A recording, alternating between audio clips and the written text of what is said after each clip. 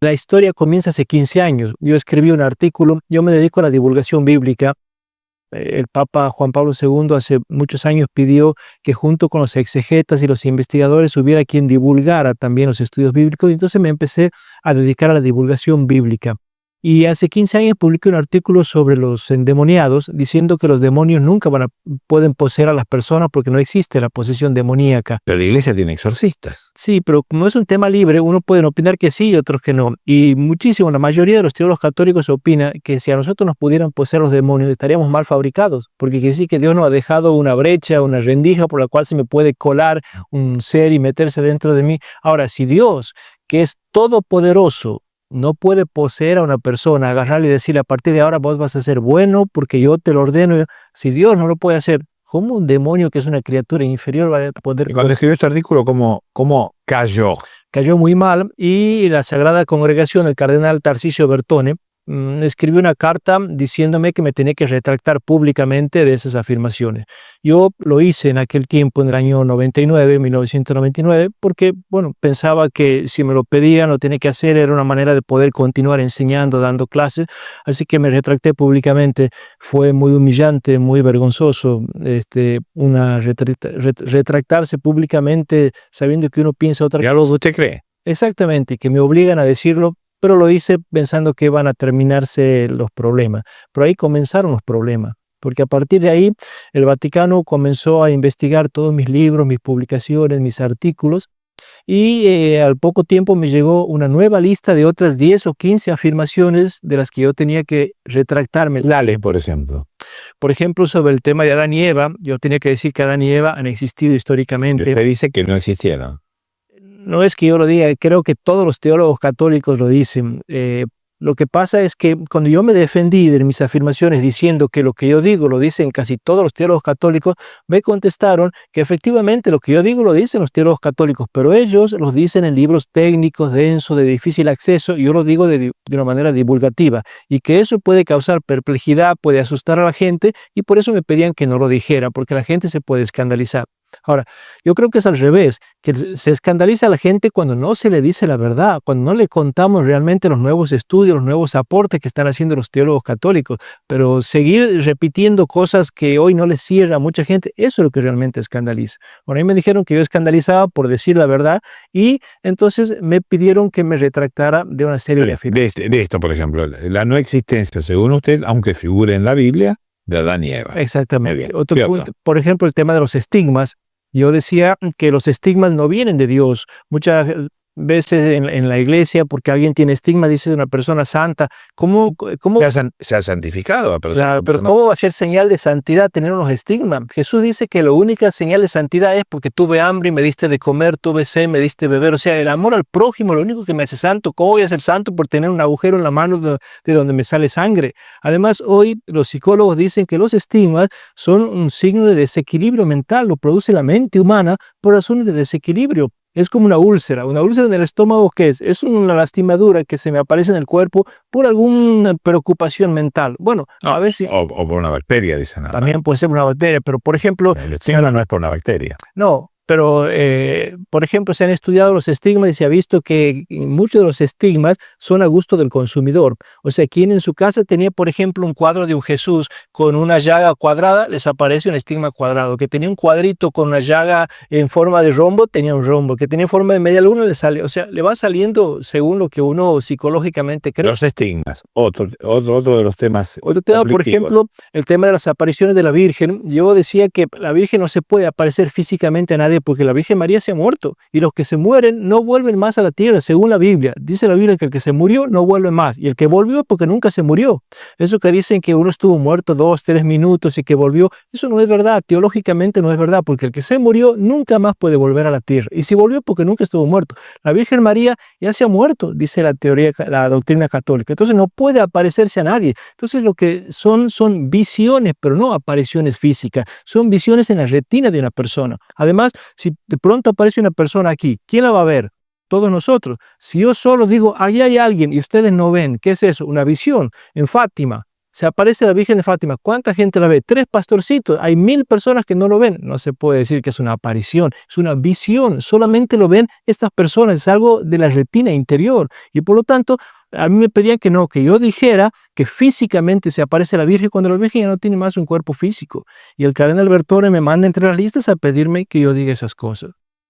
Tampoco el diluvio universal y el arca de Noé. Efectivamente. Tampoco el diluvio existió. No existió, o sea, ¿cómo es posible que Noé con su señora y sus 3 hijos, o sea, 6 personas, puedan construir un arca de 150 metros de largo cuando la ingeniería naval moderna recién en el siglo XX pudo construir un transatlántico con esas dimensiones? ¿Cómo una gente primitiva y sin instrumento van a poder construir eso? Además, dice la Biblia que metieron animales de todo el mundo, una especie de cada uno. Yo me imagino que Noé habrá ido a Santiago del Estero a buscar el coyuyo, el tatucarreta, el pichibola para poder meterlos en el arca para que se pudieran salvar. Además, dice la Biblia que llovió 40 días y 40 noches. Hoy dicen los especialistas que es imposible una lluvia de 40 días y 40 noches. Y los climatólogos dicen que si en este momento se precipitaran todas las nubes del mundo sobre la Tierra, cubrirían la Tierra con una capa de 2 centímetros de agua. La Biblia dice que hubo 9 kilómetros de agua. O sea, ¿cómo es posible que creamos esas cosas?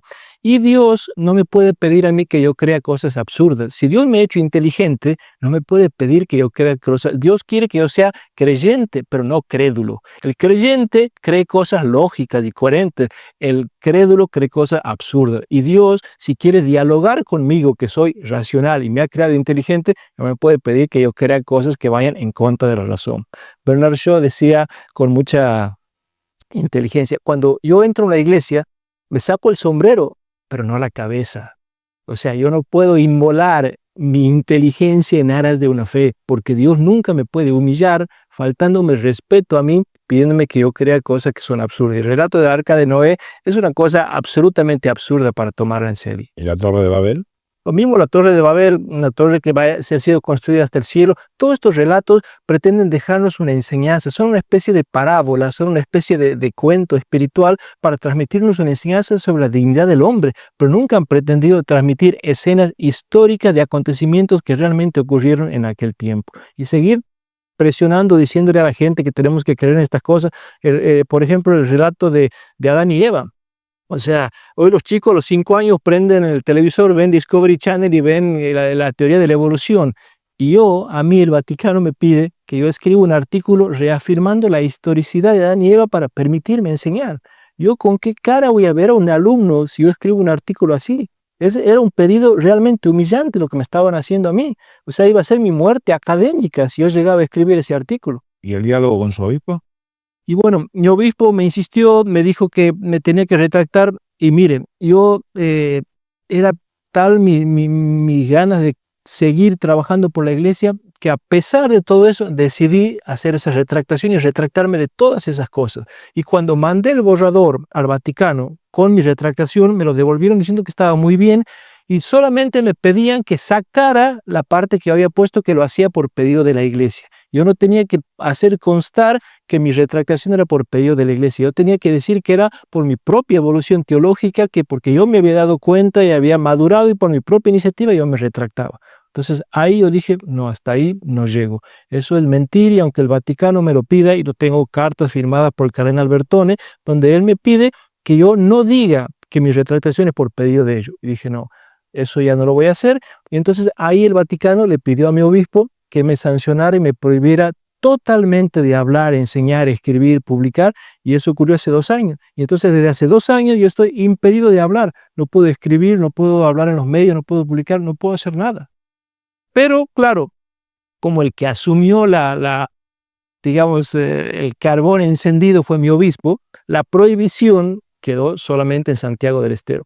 Así que yo doy charlas y conferencias en todas partes. Ahora estuve dando conferencias en Europa, en Chile y en todo el país, menos en Santiago del Estero. El único lugar del mundo donde yo no puedo hablar es en Santiago del Estero. Y a mí me parece injusto porque yo vivo en Santiago, trabajo en Santiago. Entonces, ¿qué es lo que he hecho ahora? He decidido renunciar a ser sacerdote para poder enseñar en Santiago del Estero, porque como sacerdote no lo puedo hacer, como sacerdote estoy prohibido. O sea, es realmente un absurdo que yo tenga que dejar de ser cura para poder dedicarme a la Biblia, porque como cura no lo puedo hacer. O sea, yo no renuncio para dejar nada, al contrario, renuncio porque quiero seguir trabajando por la iglesia. Amo la iglesia Bueno, como ¿y nadie. cuáles fueron estos primeros cambios de Jesús? Ahora siento ante todo una gran paz. Gracias a Galileo podemos decir que la teoría heliocéntrica tomó carta de ciudadanía y después comenzamos con progresos cada vez más grandes en materia de astronomía. Finalmente, en 1927, otro sacerdote católico, John Lemaitre, terminó descubriendo una de las últimas grandes apreciaciones de la astronomía, que es el origen del mundo a través del Big Bang.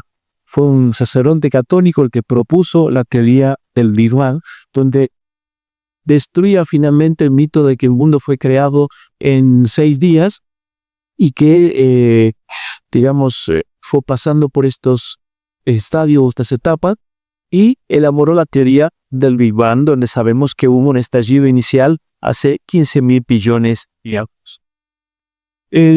Tenemos que esperar hasta el año 1822 para que recién la Iglesia Católica retire la prohibición de la enseñanza de la teoría heliocéntrica. Y en 1992, cuando se cumplían 350 años de la condena de Galileo, Juan Pablo II pidió públicamente perdón por esta condena a aquel sabio astrónomo, mostrando y reconociendo públicamente que la Iglesia se había equivocado. A partir de Galileo ya fue imposible no leer la Biblia con los nuevos ojos y los nuevos descubrimientos. Y efectivamente, cuando los teólogos quisimos, me incluye todos los teólogos, quisimos empezar a leer ahora los nuevos relatos, o mejor dicho, los viejos relatos de la creación del mundo con la nueva óptica, nos llevamos mucha sorpresa porque empezamos a descubrir muchísimos errores dentro de la Biblia. Ya en la primera página, el primer capítulo, el primer versículo, la primera frase nomás, ya la Biblia dice que cuando Dios creó el mundo, el primer día creó la luz. Creó la luz, Él la separó de las tinieblas, y lo primero que hizo Dios cuando crea el universo es crear la luz. Pero después seguimos leyendo y dice que el cuarto día Dios creó el sol. Ahora uno se pregunta, ¿cómo es posible que Dios pueda crear el primer día la luz y el cuarto día el sol cuando la única luz que nos llega a nosotros del universo, la luz del sol? Es imposible que Dios haga aparecer una luz propia y decir el cuarto día pueda crear sol. Pero a medida que fue avanzando la astronomía, fuimos descubriendo más errores todavía de la Biblia. Por ejemplo, la Biblia dice que el mundo tiene una antigüedad de 6.000 años.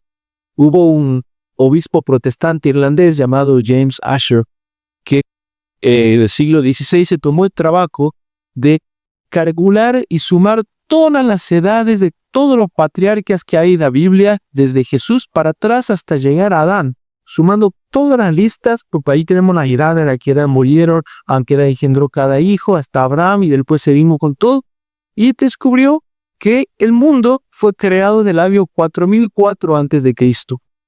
A los 2000 de la época cristiana son 6.000 años de antigüedad del mundo. Así que el mundo, según la Biblia, tiene 6.000 años. Es más, 4 años después, otro teólogo protestante, John Lightfoot, afinó más la puntería y llegó a precisar que el mundo fue creado el domingo 26 de octubre del año 4004 a las 9 de la mañana. Así que ya tenemos todos los datos precisos que la Biblia nos enseña. Ahora, según la astronomía, el mundo tiene una antigüedad de 15.000 millones de años, que el sistema solar 12.000 millones de años, la Tierra 4.600 millones de años, así que no condicen para nada con lo que la Biblia nos enseña. Además, la Biblia nos dice que la Tierra es un enorme disco plano, rodeado de agua, apoyado en columnas, eso es en los Salmos, podemos encontrar nosotros en la Biblia, que está cubierto por una cúpula transparente llamado el firmamento. Por esa cúpula van girando el sol, la luna y las estrellas, que tienen unas pequeñas compuertas y cuando llueve se abren, por ahí pasa el agua. Eso nos enseña la Biblia. En cambio, la astronomía nos enseña que la Tierra es redonda y que no tiene ninguna de estas características que aparecen en Éxodo. También la Biblia nos dice que Dios el tercer día creó las plantas, el cuarto día creó el sol. Hoy sabemos que el sol tiene que haber aparecido antes que la planta porque la planta necesita la luz solar para poder existir. Así que cada rato nos topamos con cosas absurdas e imprecisas que la Biblia nos da. También, como hemos dicho, la Biblia nos dice que el sol gira mientras que la tierra está quieta, cuando sabemos que es al revés. También la Biblia nos dice que cuando habla de la creación del sol y las estrellas, dice, y Dios creó el astro mayor, que es el sol, y las lumbreras pequeñitas, que son las estrellas. Pues sabemos que las estrellas son muchísimo más grandes del sol, así que no se puede hablar de que el sol sea nuestro astro mayor. Es como eso. Descubrimos muchísimos errores de astronomía, y no solamente de astronomía. Empezamos a encontrar errores de todo tipo de ciencias naturales. Por ejemplo, encontramos errores de antropología. La Biblia nos dice que los primeros hombres vivían 900 años, 800 años, 700 años. Alá, por ejemplo, murió a los 930 años, dice. Ni mortalidad. Pues el periodo por el Caliroe.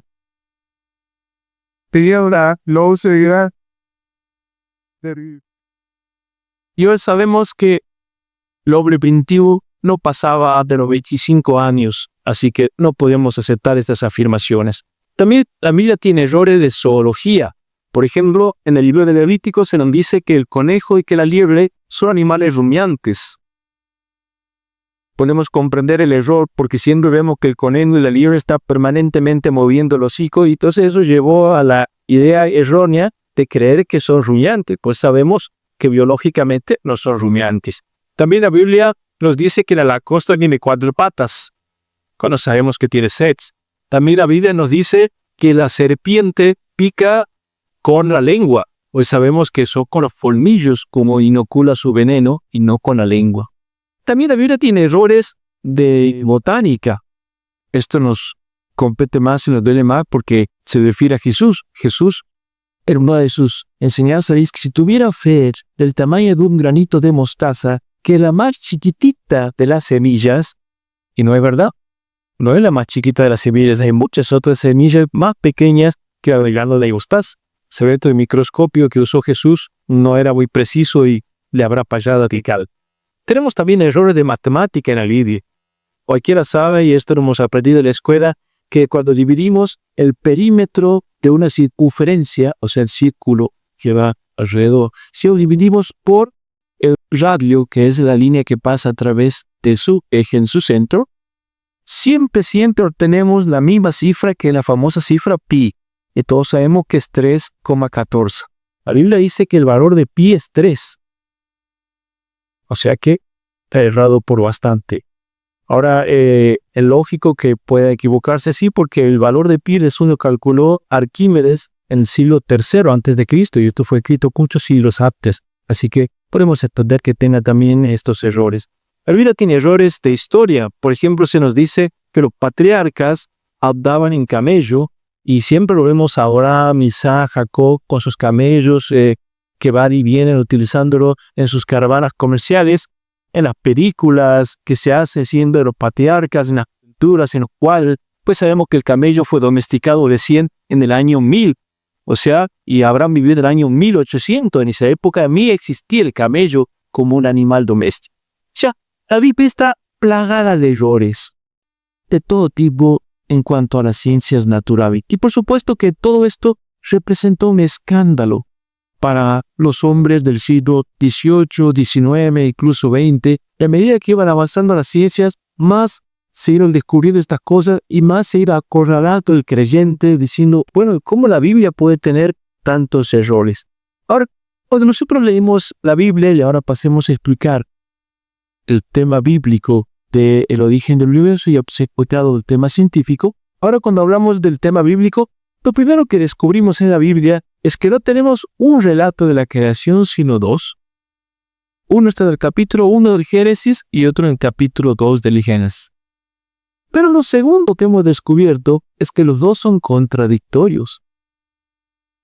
El primer capítulo Todos lo conocemos, lo hemos escuchado alguna vez en un catequesis o en la parroquia o en nuestras casas leyendo o en la escuela. Es el que nos cuenta la creación del mundo en 6 días. Cómo Dios va creando los distintos seres, finalmente crea el hombre, finalmente el séptimo día descansó. Pero resulta que cuando pasamos la hoja y llegamos al capítulo 2, todo empieza de cero, como si no hubiera habido nada de lo anterior. No hay tierra, no hay hombre, no hay mujer, no hay plata, no hay nada. Y Dios tiene que empezar de cero otra vez la creación. Esto nos muestra que el capítulo 2 es un nuevo capítulo distinto de la creación. Y además nos presenta un relato diferente. Primero lo crea al hombre, después crea a los animales, la planta, lo hace dormir, saca de la costilla a la mujer. Es un relato muy distinto. La imagen de Dios es muy distinta. Lo tercero que hemos descubierto es que estos dos relatos pertenecen a autores diferentes. ¿Por qué? Justamente por las contradicciones que encontramos en estos dos relatos. Por ejemplo, la primera contradicción es con respecto al nombre de Dios. En el primer capítulo, la creación de Génesis 1, a Dios se le llama siempre Elohim, que es el nombre genérico para los dioses de Oriente en los hebreos. En cambio, en el capítulo 2, a Dios se lo llama Yahvé. Así que se ve que el autor tiene otro concepto de Dios y otro nombre de Dios. Otra diferencia que encontramos tiene que ver con la descripción de Dios. En Génesis 1, el Dios que aparece ahí es un Dios solemne, grandioso, bien divino, fascinante. De lejos crea las cosas, dice, hágase la luz y la luz aparece, hágase el hombre y el hombre aparece. Y él desde lejos y a la distancia. En cambio, en el capítulo 2, Dios aparece de una manera muy antropomórfica, o sea, muy humana. Es un Dios muy sencillo, es un Dios que se toma el trabajo de hacer todas las cosas. Primero aparece como alfarero, tirado del piso con un delantal, manchándose con barro y amasando al hombre para fabricarlo. Después, sigue como alfarero fabricando los animales. Después ese Dios alfarero se convierte en un jardinero plantando cada uno de los árboles. Porque Dios dice que agarró una pala y se puso a plantar cada arbolito. Mientras que en capítulo 1 de lejos hacía aparecer las plantas. Y después ese Dios jardinero se convierte en un cirujano médico cuando lo opera al hombre, le saca una costilla y la fabrica a la mujer. Y después se convierte en un sastre cuando le hacen los primeros vestiditos porque estaban desnudos y le hace un taparrabo para el hombre y la mujer. Sí, es un Dios muy humano. Se ve que evidentemente el autor de Génesis 2 tenía un concepto de Dios muy distinto del que escribió Génesis 1. Además, también tenemos una diferencia en cuanto a cuántos días duró la creación del mundo. Según Génesis 1, el mundo fue creado en 6 días. Según Génesis 2, fue creado en un solo día. Por eso a veces cuando nosotros nos preguntan, según la Biblia, ¿en cuántos días fue creado el mundo? No tenemos que decir, depende. Decimos alegremente y rápidamente decimos 6 días. No, depende. El capítulo 1 dice 6 días. El capítulo 2 dice 20 días. Pero nosotros rápido decimos 6 días. Algunos encima dicen 7 días. Olvidados el día de descanso, sacrosanto para los arqueíños. No se toca. Ok, Santiago se más debe, ya descansamos 6 días para bajarme el vuelo, pero bueno, no sé. Les pone a su norma de fe y tenemos allá. Lo mío es la diferencia en cuanto al orden en el que aparecen los seres. Según Génesis 1, Dios primero va creando de menor a mayor. Primero las plantas, después los animales, después el hombre. Y según Génesis 2, primero al hombre, después a las plantas, después a los animales y al último la mujer. Así en un orden muy distinto. También en cuanto a la finalidad, ¿por qué Dios crea a cada uno? Hay diferencias. En Génesis 1, el proyecto es grandioso. Dios le dice, crezcan, multiplíquense, llenen la tierra, sométanla, ustedes gobiernen sobre todos los seres que hay en la creación, sobre todas las aves del cielo, sobre todo lo que crece. Es un proyecto grandioso de cuidado ecológico. En cambio, la finalidad de Génesis 2 mucho más humilde. Es para que cuiden el jardín, es propone de jardineros mirada. Evidentemente son dos relatos bastante diferentes. Entonces, uno se pregunta, ¿por qué la Biblia tiene dos relatos de la creación? Y lo más grave, ¿por qué son distintos y por qué son contradictorios? Entonces, aquí descubrimos algo. De los dos relatos que tenemos, el más antiguo es el segundo. y el más moderno es el primero. Al revés de lo que se encuentra, fue escrito. O sea, el primero fue escrito segundo, el segundo fue escrito primero. ¿Y por qué tenemos estos dos relatos? Hoy estamos en condiciones de saberlo. El primer relato que se escribe, o sea, el capítulo 2, ¿por qué sabemos que es el más antiguo? Porque es un Dios más primitivo, más ingenuo, más infantil, más antropomórfico. Evidentemente los autores pertenecen a un estadio mental donde la figura divina todavía no había tomado un gran realce. Y entonces lo presentan a Dios en este sentido. ¿Por qué? Porque fue escrito en el siglo VIII a.C. por un catequista extraordinario, preocupado por ciertos problemas que tenían que ver más bien con la dignidad del hombre, de dónde procedía el hombre. Entonces va haciendo todas las cosas hasta que aparezca el hombre de una manera ingenua. Y Dios aparece como un alfarero con este trabajo manual, como se creía en aquel tiempo y lo creían todas las culturas, que el hombre estaba formado por polvo de mar. Pero 300 años después ocurrió una catástrofe gravísima en el pueblo de Israel. En el año 587, los israelitas fueron invadidos por los babilonios. Y entonces, el general Nabucodonosor se llevó preso a todo el pueblo de Israel, a sus sacerdotes, a la gente, al rey, a Babilonia. Y cuando los israelitas llegaron a Babilonia, se encontraron con una sorpresa. Se encontraron con un país magnífico, maravilloso, próspero, extraordinario, que ellos, como nunca sabían de su patria y viajaban mucho, no sabían que existían otros países mucho más desarrollados que ellos. Ellos creían que era el país más grandioso del mundo porque Dios, el Dios de Israel, Yahvé, era el Dios más grato del mundo. Pero resulta que cuando llegan allá dicen, wow, el Dios de los babilonios, cuántas cosas de da que nuestro Dios a nosotros no nos da. Envió de los babilonios que se dio Marduk, mirad todo lo que les había sabido dar. Resulta que nosotros creíamos que los israelitas éramos una gran nación poderosa y llegamos a Babilonia y nos damos con que ellos tienen un poder mucho más grande. Nosotros creíamos que Jerusalén era la ciudad santa, la ciudad divina donde Dios vivía y la ciudad sagrada, y venimos a Babilonia y nos damos cuenta de que nuestra ciudad es una ciudad de morondanga si la comparamos con Babilonia. Nosotros creíamos que el templo de Yahvé en Jerusalén era un magnífico templo. Venimos aquí y lo comparamos con el templo a Marduk o con el templo a la diosa Ial o a la diosa Sin. Es una pobre capicita de varios en nuestro templo de Yahvé. Nosotros nos creíamos que teníamos un rey poderoso, que era el rey de Israel. Resulta que nuestro rey no puede ni competir con el rey de Babilonia porque llegar a ese rey a nuestro. ¿No será que estamos rezando al Dios equivocado? ¿No será que estamos perdiendo tiempo rezándole a Yahvé, pidiéndole que nos dé cosas y nos da estas cuantas cositas así nomás, mientras que el Dios de los babilonios le dan todas esas cosas grandiosas? Y entonces los israelitas comenzaron a pasarse a la religión babilonia.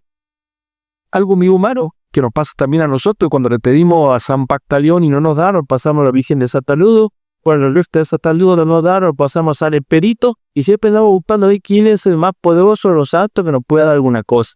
Eso ya es viejo, y los israelitas lo experimentaron, no lo vivieron. Y entonces comenzaron en masa a abandonar la fe de Israel y a pasar a la religión babilonia. Y entonces frente a este peligro, los sacerdotes israelitas decidieron escribir un nuevo relato de la creación.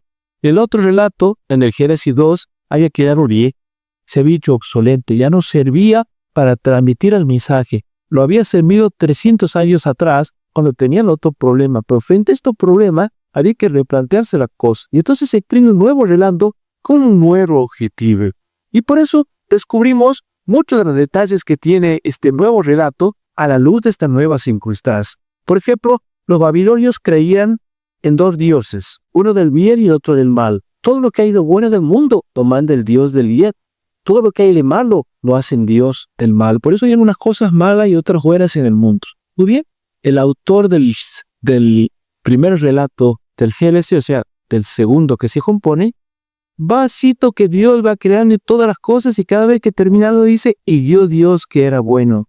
y vio Dios que era bueno, y vio Dios que era bueno, y hace los arbolitos, las plantas, y vio Dios que todo era bueno, como querer decir, no hay un Dios del Baal, no existen dos dioses más que uno solo, en contra de la teología de Babilonia. Y cuando lo crea el hombre dice, y vio Dios que era muy bueno, por encima de toda la criatura.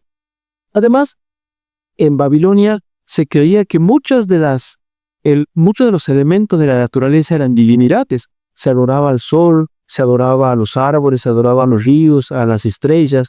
Y entonces, por eso, el autor de este nuevo relato de la creación va nombrando minuciosamente a cada uno de los elementos. Y Dios creó las estrellas mayores, las menores, la lumbrera, el sol, la luna, la planta, los pájaros. ¿Para qué? Para mostrar que nada de eso es divino, que los totos babilonios están adorando a criaturas humanas creyendo que son dioses, y se burla de aquellos que divinizan a los objetos de la creación. Por eso con este relato el autor pretendió postrarlo a Dios, Yahvé, como el único Dios, y mostrando que todas las criaturas son criaturas, no son dioses. O es materia de risa de lo que creen del horóscopo, cuando creen que todavía hay astros que gobiernan de manejan nuestra vida, cuando a mí misma Biblia dice, esa era la creencia de los babilonios de hace 1500, 2500 años. El autor de Génesis allí dice, todas esas cosas que hay arriba son criaturas de Dios. Poco de creer que las constelaciones gobiernen mi vida, cuando soy yo el dueño de mi vida. Bueno, hay gente que ha hipotecado su libertad para atribuirse a estos astros, y miren cómo el autor de la Biblia ya se veía hace 1500 años de esta gente en ruido por allí.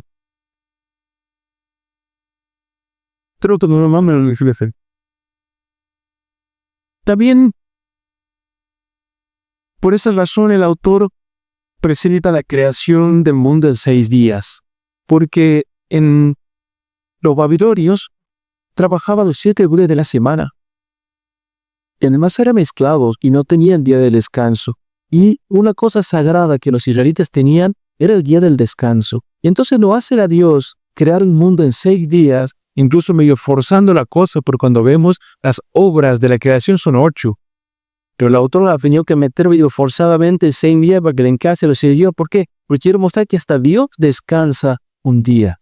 Por lo tanto, nosotros tenemos que también descansar el día para reconocer nuestra soberanía sobre el mundo y sobre la creación. Nosotros trabajamos para vivir y no vivimos por el trabajo. Y por eso, como no somos esclavos de nadie, de los babilonios, aunque nos pueda someter, interiormente tenemos la libertad, te propone que hasta Dios descansa un día para que ellos también puedan descansar. Y por eso también dice que Dios crea al hombre a imagen y semejanza de Dios. Los babilonios creían que los hombres habían sido creados por una teomaquia. ¿Qué es una teomaquia? Es una lucha de dioses. Los babilonios creían que al principio del mundo hubo una lucha de dioses y los dioses ganadores mataron a los dioses perdedores, y con la sangre de estos dioses asesinos, porque habían sido asesinos, mezclaron con tierra y con eso fabricaban a los hombres. Imagínense lo que sería sentir que nosotros hemos sido creados y fabricados con sangre asesina y que corre por nuestras venas la sangre de dioses malvados. Con eso creían los babilonios. El autor de la Biblia dice, no, Dios crea al hombre a su imagen y semejanza, una imagen soberana, gloriosa, y todos llevamos adentro chispa del ser Dios. Entonces, con todos estos detalles, finalmente, el autor lo que quiso hacer es proponer un nuevo modelo, pero no una teoría científica. Por eso, hoy nosotros nos planteamos científicamente qué dice la Biblia sobre el origen del universo, y nos preguntamos cuál fue la intención del autor al escribirnos estos textos, y contextuándolos y poniéndolos en su lugar, descubrimos entonces todos estos mensajes que nos puede dejar la Biblia. Alrededor del año 400 a.C., un autor anónimo recopiló todas estas tradiciones judías y se encontró, estaba armando la Biblia, digamos así, la historia de Abraham, de Isaac, de Jacob, la prehistoria, todo. Quiso ponerla cronológicamente y de pronto se encontró con los 2 relatos de la creación. Y dijo, ¿y ahora qué hago? Pongo 2 relatos y son contradictorios. ¿Sabe qué hizo? Los puso a los 2. Y no le importó que fueran contradictorios. ¿Por qué? porque nos muestra que el mensaje de la Biblia no es científico, sino religioso. Y como cada uno tenía un mensaje religioso distinto, el autor no encontró ningún problema en poner dos relatos contradictorios dentro de la Biblia, porque con esto nos estaba mostrando que lo que importaba no era el lenguaje científico, que es meramente accidental, sino el mensaje teológico. Por eso el autor de la Biblia no tendría ningún problema que hoy nosotros reemplacemos estos dos relatos por el Big Bang. No tendría ningún problema, porque científicamente el autor no le interesaban las contradicciones e importaba lo que el mensaje nos podía aportar y nos podía decir a nosotros. Así que de esta manera descubrimos que es posible aceptar estos textos viejos con una gran enseñanza también para nuestra vida, la dignidad del hombre, que era lo que la Biblia en definitiva quería contar.